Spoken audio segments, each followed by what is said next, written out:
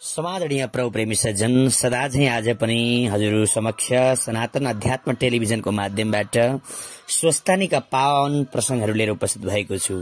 हिजोका दिनहरूमा हजुरहरूलाई मैले चतुर्थ अध्यायको पावन प्रसंगलाई श्रवण गराए।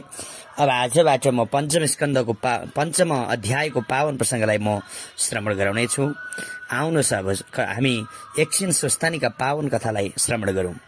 कुमारजी आज्ञा गर्नुहुन्छ, हे अगस्त्य मुनि, दक्ष प्रजापतिले 33 कोटी देवतालाई 33 कोटी आफ्नै कन्या दिइसकेपछि महादेवले विष्णुका छलले सतीदेवीलाई विवाह गरेको कथा समेत संक्षेपले तिमीलाई सुनाइसके।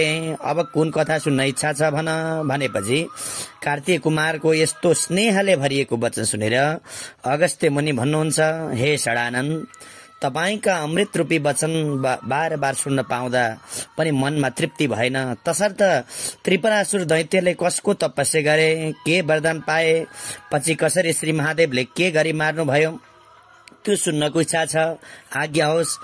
यस्तो अगस्त्य मुनिको आग्रह सुनि कुमारजी आज्ञा गर्नुहुन्छ, हे अगस्त्य मुनि, अघि विष्णु भगवानले हिरण्याक्ष र हिरण्यकश्यपलाई जब मार्नु भएको थियो तब त्यस दैत्यको राज्यको सिंहासनमा मय नाम गरेको दैत्यलाई राजा तुल्याएर राख्नुभयो। आफूभन्दा पहिलेका बलवान राजाहरू देवताका पेचमा परेर मरे। मलाई त यी देवताहरूले त्यसै भुसुना भनेर मार्ने छन्, यस्तो मनमा पीर उठ्यो र के गर्ने भन्ने तर्क पनि गर्न लाग्यो। अब तपस्या नगरे हुँदैन भन्ने मनले निश्चय गरी तारकाक्षा विद्युत प्रभा भन्ने मन्त्री समेत भएर पुष्माको जाडोमा हिमालय पर्वतमा, ज्येष्ठ वैशाखको गर्मीमा मरुभूमिमा, पञ्चाग्नि तापेर वर्षाकालमा छाप्रो नभएको खाली भूमिमा बसी ठूलो कष्ट गरी 10,000 वर्षसम्म ब्रह्माजीको तपस्या गरे। ती दैत्यहरूका शरीरमा हाड नसा बाहेक केही रहेन। तपको प्रभावले मुखको कान्ति भने खुब चम्किएको थियो। सज्जन, तिनीहरूको घोर तपस्याले ब्रह्माजी प्रसन्न भएर प्रत्यक्ष दर्शन दिन आउनुभयो। दैत्यराज हो, तिमीहरूको तपस्याले म खुसी भए। इच्छा लागेको के छ वर माग। पितामहको यस्तो आज्ञा सुनेर साष्टाङ्ग दण्डवत गरी घुँडाले मात्र ठडिएर हात जोडी शिर निहुराई भने, हे ब्रह्माजी, हामी कसैका हातबाट कहिले पनि नमरौं। फेरि हामी पराक्रमी हौ। आकाशमा कुबेरको जस्तो 3वटा सुन्दर पुर बनाउने छौं, त्यसमा कसैको गमन नहोस्। यस्तो जो अत्यन्त सुन्दर वरदान मागेको सुनेर ब्रह्माजी आज्ञा गर्नुहुन्छ, हे दानव हो, अमर त म पनि छैन। त्यसो हुँदा त्यो घोर वरदान दिन म असमर्थ छु। त्यसबाहेक अरू मागेको वर अवश्य पनि म दिनेछु, वर माग। यस्तो पितामहको आज्ञा सुनेर ती दानवहरू भन्दछन्, हे प्रभु, त्यसो भए हाम्रा ती 3वटा शहर पृथक पृथक रहनेछन्। 10,000 वर्ष बितेपछि एक पटक त्यो 3 शहर आधा निमेषको लागि एक ठाउँमा जोडिनेछन्। ती जोडिएको बेला एकै बाणले 3 शहरलाई नाश पार्न सक्ने पुरुषले मात्र हामीलाई मार्न सक्नेछ। यस्तो वचन सुनि ब्रह्माजी पनि खुसी हुनुभयो, तथास्तु भन्नुभयो र ब्रह्माजी सत्यलोकमा जानुभयो। सज्जन, दैत्यहरू पनि आफ्नो घर फर्के। संसारको नाश गर्ने इच्छा लिएर फलाम, चाँदी र सुनको 3 पुर शहर बनाए। ती शहर तलबाट हेर्दा सुमेरु पर्वतका 3वटा टाकुरा झैं देखिन्थे। शहरका झ्याल, ढोका, बार्दलीहरूमा मणि, माणिक्य, हीरा, मोती, पन्ना जडेको थियो। चन्द्रमाको किरण पर्दा सहस्त्र चन्द्र उदाए जस्तो भान पर्दथ्यो। चोक आँगनमा मुगा, मर्कद, संगमरमर घोटेर बिछाएको हुनाले त्यसमा हिँड्दा पनि अत्यन्त ऐना जस्तो छर्लङ्ग देखिन्थ्यो। सज्जन, मणिमाणिक्य जडेको रंग बिरंग चाहिँ त्यो ठाउँ त्यस्तो खालको सुन्दर ठाउँ थियो। त्यो बलेको धुपधुक सूर्य जस्तै भान पर्थ्यो। झ्यालहरूमा लगाएको पर्दाको झालरमा वायुको मन्द स्पर्शले तिनमा उनिएका मोतीको आपसमा ठक्कर लाग्दा अति मधुर ध्वनि उठेर आनन्दले दिने अनुपम सौन्दर्य थियो। सज्जन, त्यस्तो परम, त्यस्तो पवित्र, त्यस्तो नगर थियो। सज्जन, एकै नासे हार मिलाएर बनाएका घर, त्यसका बगैँचाहरूमा 6 ऋतुमा फुल्ने फूलहरू लटरम्म थिए। अनेक जात जातका फलका वृक्ष, मयूर, मोहन, लाल, डाँफे इत्यादि पक्षीहरू बास गर्दथे। कोइलीले आफ्ना स्वरद्वारा चाहिँ सधैँ वसन्त ऋतुको आगमन जनाउँदथ्यो।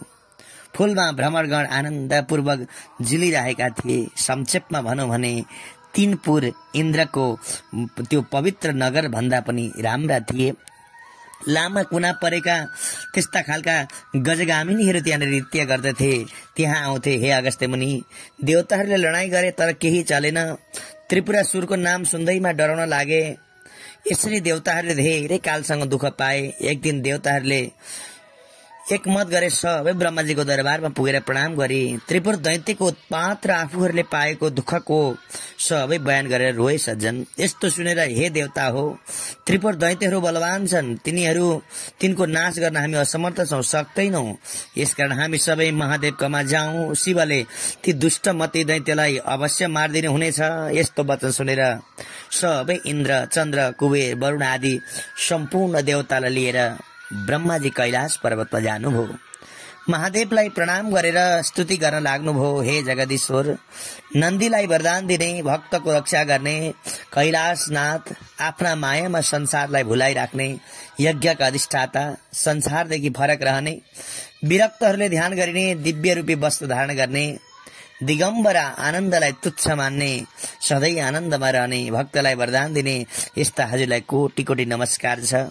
सूर्य चन्द्रादि देवता सृष्टि गरी जगत जमाउने, फेरि सम्पूर्ण सृष्टि आफैमा लय गराउने हे महादेव, हजुरलाई कोटि कोटि नमस्कार छ।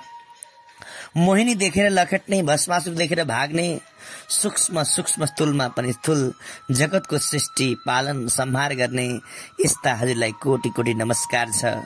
भूत प्रेत प्रथम गण साथ लिएर श्मशानमा बस्ने, गणेश र कुमारका पिता, पार्वतीका भर्ता, भक्तजनको हृदयमा भएका अज्ञान नाश गरी ज्ञानको उदय गराउने, यस्ता हजुरलाई बारम्बार कोटि कोटि नमस्कार छ। यसरी कोटि कोटि नमस्कार गर्नुभयो। सारा देवताहरूले प्रणाम गर्नुभयो। महादेवको स्तुति साराध्य चाहिँ देवताहरू भएर स्तुति गर्दै हुनुहुन्छ। यस्ता अनेक स्तुति गरेर सुनेर शिवजी प्रसन्न भएर देवतातिर हेरेर भन्नुभयो, हे देवता हो, तिमीहरूको स्तुतिदेखि म प्रसन्न भए, जे इच्छा छ माग, मैले नदिने कुरा केही पनि छैन। यस्तो वचन सुनेर देवताहरू खुसी भएर विन्ती गर्दछन्, हे शशि शेखर, त्रिपुरासुर दैत्यले हाम्रा अप्सरा, बगैँचाका उत्तम फल फूलका बिरुवाहरू, उत्तम रत्न, उच्च श्रवा घोडा, ऐरावत हात्ती, रथ, हाम्रा कन्या समेत लुटेर लगे। धेरैलाई मारिसके, यी बाँचेकाहरूलाई पनि सिद्ध्याउन खोजेका छन्। हामीहरू त्राई त्राई भएर लुकिरहेका छौं, किनभने तिनीहरूसित संग्राम गर्न हामी असमर्थ छौं। अब हाम्रो जे गर्नाले कल्याण हुन्छ त्यही वरदान दिबक्सोस्। देवताहरूको यस्तो वचन सुनेर महादेव भन्नुहुन्छ, हे देवता हो, उसो भए रुद्र तेजको केही अंश तिमीहरूलाई दिन्छु, रुद्र रूप भएर नाश गर। यस्तो आज्ञा सुनेर देवताहरू भन्दछन्, हे भक्त वत्सल, रुद्र तेज धारण गर्न हामी सदैव असमर्थ छौं। हे शिव, 10,000 वर्ष बितेपछि एक आधा निमेषलाई ती तीन पुर एक ठाउँमा जोडिएर पुनः छुट्टिनेछन्। त्यही जोडिएको बेलामा एक बाणले ती तीनैवटा पुरलाई नाश गर्न सक्नेले तिनीहरूलाई मार्न समर्थ हुनेछ। ती तीन पुर छुटिएपछि तिनीहरूको नाश हुने छैन भन्ने पितामहको वरदान छ। प्रभु, हामी त्यो काम गर्न समर्थ छैनौं। हामी दुखी भएर शरणमा आएका छौं, हाम्रो उद्धार होस्। यस्तो कुरा देवताहरूले भनेको सुनेर शंकरले आफ्नो मनमा विचार गरेर भन्नुभयो, हे देवता हो, त्यस्तो अभेद्य त्रिपुर छ भने त्यससित लड्नलाई योग्य रथ तयार पार। त्यस रथमा बसी एकै बाणले त्रिपुरको नाश म गरिदिनेछु। यस्तो वचन शिवको सुनेर देवताहरू खुसी भए। विश्वकर्मालाई लगाएर सम्पूर्ण देवताहरूको अवयवले बनेको रथ तयार पारे। त्यो रथमा दाहिने पाङ्रो सूर्य, देव र चन्द्रमा भए। 12 सूर्य र 27 नक्षत्र पनि पाङ्रोको अवयव भए। पाङ्रा ओछ्याउने धुरा मन्द्राचल पर्वतको बनायो। त्यसको चुकुल उदयचल र हस्ताचलमा गराए। संवत्सर रथको बेग, 4 समुद्र रथको कुण्डली, गंगा जमुना आदि त्यस रथको कपडा भए। तीर्थहरू सिंगारिएर स्त्री रूप धारण गरी चमर पंखा हाँक्ने भए। ब्रह्म सारथी ओमकार स्वरूप रथ हाँक्ने कोर्रा भए। माया घोडाको लगाम, 4 वेद रथका 4 घोडा भए। 6 ऋतु रथका दायाँ बायाँ राखिए। विन्ध्याचल पर्वत छाता भए। मन्द्राचल पर्वत छत्र अड्याउने दण्ड भए। सुमेरु पर्वत धनु भए। शेषनाग त्यसको तातो र सरस्वती दण्ड भइन्। अग्नि बाण भए। भगवान विष्णु बाणको टुप्पो भए। यीदेखि बाहेक अनेक अरूको अरू यो ब्रह्माण्डमा भएको सबै वस्तु त्यस रथमा लगाए।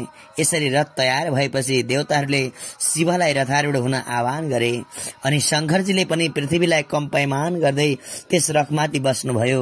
गणनायक शंकुकर्ण गणेश चण्डेश्वर गणेश्वर नन्दी भृंगी रीटी तुण्डी भूत प्रेत पिशाच सबै शस्त्र लिएर युद्ध भूमिमा युद्ध गर्न अघि पछि शंख मेरी मृदंग गोमुखीहरू बजाउँदै महादेवका उपर पुष्प वर्ष गर्न थाले सज्जन। त्यस बेलाको शिव तेज सहन गर्न नसकी देवता मोहमा प्राप्त भए। यस्तो देखेर शिवले आफ्नो तेज खिचेर कम गर्नुभयो र देवताहरू किंचित सहन गर्न सक्ने भए सज्जन। देवताहरू युद्ध गर्न उद्यङ भएको देखेर नारदले त्रिपुरावासी दैत्यराज मयको दरबारमा जानुभयो। मयले ऋषिको सत्कार गरी के कामले सवारी भएको भनेर सोध्नुभयो। नारद भन्नुहुन्छ, हे दैत्यराज, देवताहरूको स्तुतिले खुसी भएका महादेव तिमीहरूलाई मार्न भनेर आउन लागेको छन्। अब तिमीहरू आफ्नो रक्षा गर्नको लागि जे गर्नुपर्छ त्यो गर। नारदजीबाट यस्तो कुरा मैले सुनेपछि विद्युत माली र तारकाक्षलाई उनले सबै कुरा सुनाए। राजाका कुरा सुनेर तारकाक्ष भन्दछन्, हे राजन, देवता यक्ष गन्धर्व किन्नर नाग आदि सबै मिलेर आए पनि यो त्रिपुर भेदन गर्न सक्ने छैनन्। यो अवेद्य छ। तर राजनीतिका साम दाम दण्ड भेदमा जुन नीतिले आफ्नो राम्रो हुन्छ त्यही योग्य जन लिन्छन्। हामीले पनि आफ्नो कल्याण हुने नीति लिनुपर्छ। मेरो विचारमा भगवा निर्मल देवताहरूले हामी यस्ता अजय वीर दानवसित आफ्नो स्वार्थ साधन गर्ने इच्छा लिएर डराउन आउँछन् भने त्यसलाई दण्ड दिनै पर्छ। यसमा चिन्ता लिने कुरै छैन। यति भनेको सुनेर विद्युत माली भन्दछन्, हे राजन, तारकाक्षले भनेको कुरा ठिक हो। बलहीन देवताका संग्राममा टिक्न सक्दैनन्। आफ्नो बलको विचार नगरी लड्न आए भने नासिनेछन्। लड्न कसिएर आउँछन् भने लडौं। सारा देवतालाई जितेर अघिका दैत्यराज हिरण्याक्ष हिरण्यकशिपुको पदमा पुगेर स्वर्ग मर्त्य पातल तिनै लोकको राज्य गरौँला। 14 भुवनको अधिपति भएर हजुरले राज गर्नु। आफ्ना साथी मन्त्रीहरूको कुरा सुनेर दैत्यराजमय भन्दछन्, हे दैत्य हो, तिमीहरूले भनेको कुरा ठिक हो। देवताहरू भन्दा हामी बहुतै बलवान छौं। देवताहरूको जोर हामीसित चल्न सक्दैन। तर अहिले देवता मात्र छैनन्, सृष्टि स्थिति प्रलयकर्ता महादेव स्वयं रथ लिएर आउन लाग्ने कुरा हामीले सुनेका छौं। यस बेला पुरुषार्थका काम दिँदैन। मेरो विचारले त बलवान शत्रु भएका हुनाले मिलाप गर्नु नै उचित हुन्छ। हामीहरूले लडाईँ गर्न अघि सर्नु उचित होइन। हामी सबै महादेवको शरणमा परौं। महादेवसित मूढ भएर लडाईँ गर्न गयौं भने अवश्य क्षयमा प्राप्त हुनेछौं। किनभने ब्रह्माजी देवता पनि जसको शरणमा जान्छन् त्यस्ता महादेवसित लडाईँ गर्न अघि सर्नु मृत्युलाई निम्ता दिनु जस्तै हो। मयको कुरा सुनेर नारदजी भन्नुहुन्छ, हे राजन, तिमीले भनेको बहुत ठिक हो। तर तिमीले आफ्नो तपस्याको फल गरिसक्यो। अब तिम्रो पुण्य सक्यो। शूरवीरदेखि महादेव प्रसन्न हुन्छन्। कायरदेखि कहिले प्रसन्न हुँदैन। यत्रो यश आर्जन गरेका वीर भएर कायर झैं शरण पर्नु जान उचित हो र? महादेवका हातबाट मरियो भने उनका प्रमुख गण भएर बस्नेछौ। रणमा जित्यौं भने तिनै लोकको अकण्टक राज्य गर्नेछौ। नामर्थ भएर शरण परे पनि देवताको कमारो भएर बस्नु पर्नेछ। दानव जातिका भएर पनि तिमीहरू युद्ध गर्न डराउँछौ। अब तिमीहरू शरणमा परे पनि देवताहरूको रक्षा निमित्त नमारी छाड्ने छैनन्। यस्तो नारदजीको कुरा सुनेपछि तारकाक्ष भन्छन्, हे राजन, नारदजीबाट आज्ञा भएको कुरा नीतिसङ्गत छ।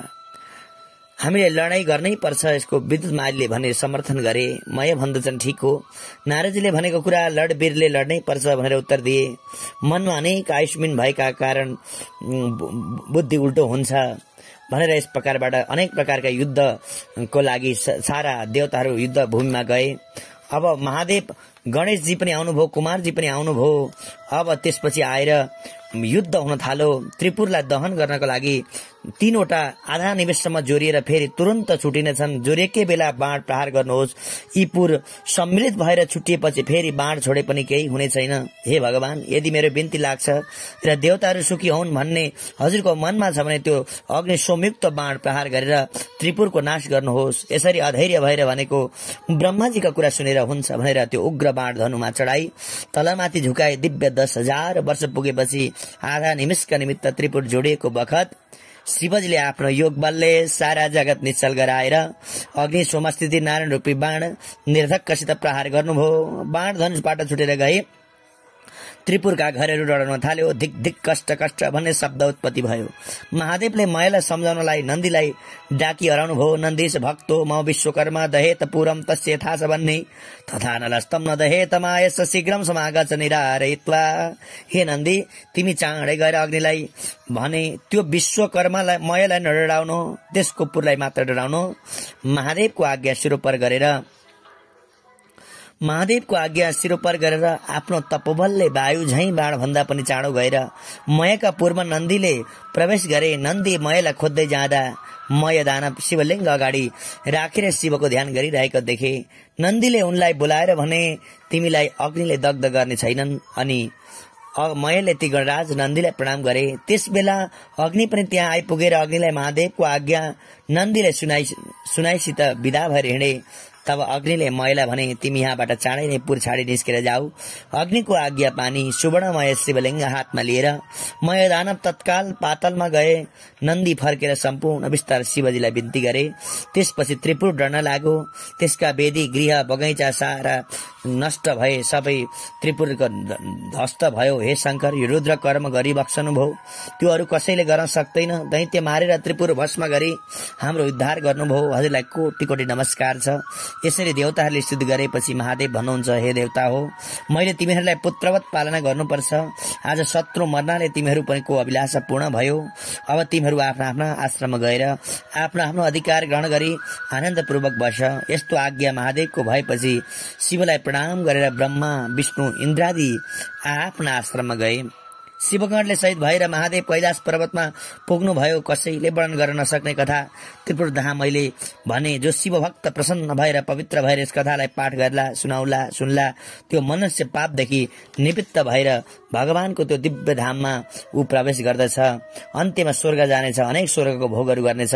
श्री स्कन्द केदारखण्डी माघ महात्म्य कुमार अगस्त्य सम्वादे श्री स्वस्तानी परमेश्वरिया व्रत कथायाम त्रिपुर दहन बड नाम पञ्चम उत्सवको यो पावन प्रसंग मैले श्रवण गराए। सज्जन, यो अत्यन्त पावन प्रसंग मैले हजुरलाई श्रवण गराए।